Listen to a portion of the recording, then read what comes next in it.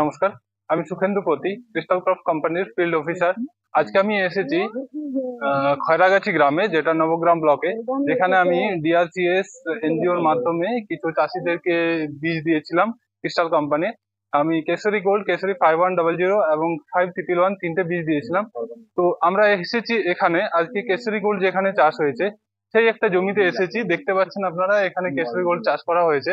তো এই চাষ কিরকম হয়েছে বা এর থেকে কি সুফল পেয়েছেন চাষিরা, সেই বিষয়ে আমরা আমাদের যে এনজিও দাদা এবং দিদি আছেন বা যিনি চাষ করেছেন ওনার কাছ থেকে জেনে নেব যে কি হয়েছে না হয়েছে বা কি সুফল পেয়েছেন বা গাছের কিরকম বৃদ্ধি হয়েছে বা গাছ ফুল অবস্থায় আছে, ফুলের অবস্থায় অন্যান্য ভ্যারাইটি থেকে কি রকম হয়েছে না হয়েছে সেই ব্যাপারে জেনে নেব।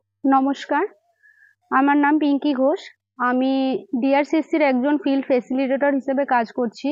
সংগঠন development research communication service centre 2012 সাল থেকে নবগ্রাম এবং ভগবানগোলা 1 দুটি ব্লকে কাজ করছে। মাইনরিটি আর হচ্ছে এদিকে নবগ্রামে যারা একদমই মানে কি বলবো আদিবাসী, যারা একদম মার্জিনাল ফ্যামিলি, তো তাদেরকে নিয়ে আমরা কাজ করছি লাইভলিহুডের ওপরে।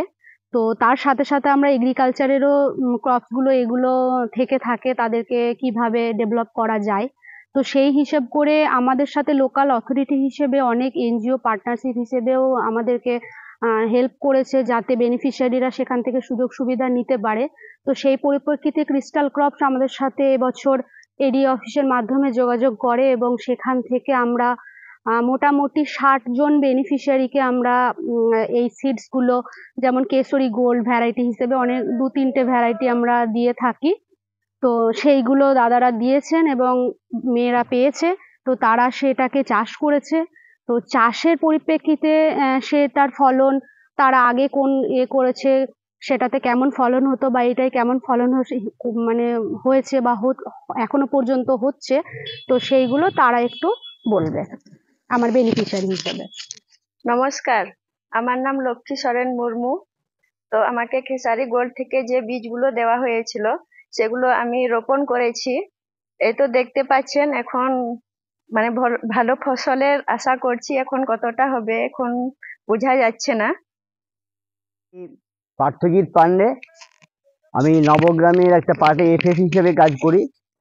আমরা এবছর আমরা সরকারি সংস্থার সঙ্গে বিভিন্ন বেসরকারি সংস্থাকে কাজে নিয়ে লাগিয়ে আমাদের বেনিফিশিয়ারিদেরকে আধুনিক কৃষি প্রযুক্তিকে ব্যবহার করে আধুনিক বীজ সার এগুলোকে ব্যবহার করার যে প্রবণতা তৈরি হয়েছে, সেখানে আমাদের দাঁড়িয়ে আমাদের পার্টনারশিপ হিসেবে কাজ করেছে কেশরী গোল্ড, যারা আমাদেরকে বিভিন্ন ধরনের বীজ আমাদেরকে দিয়েছে।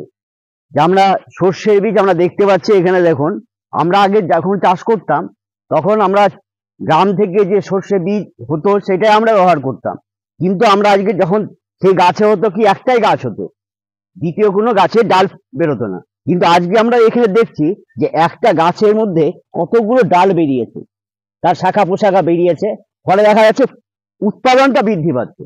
কারণ একটা গাছে যদি একটাতেই যদি ফল হতো, তার চাইতে যদি অনেকগুলো ডাল বেরোয়, ডালে প্রত্যেকটা ডালে ফল হয়েছে, তাহলে গিয়েছে আমাদের উৎপাদনটা বেশি বৃদ্ধি পাচ্ছে। এই যে মানসিকতা, এই যে প্রবণতা, এই জিনিসটা আমরা শিখতে পেরেছি। কারণ আমরা জানি যে আমাদের কম জায়গার মধ্যে বেশি ফলন উৎপাদন করতে হবে আজকে। তার জন্যই কেশরী গোল্ডকে আমরা ধন্যবাদ জানাই।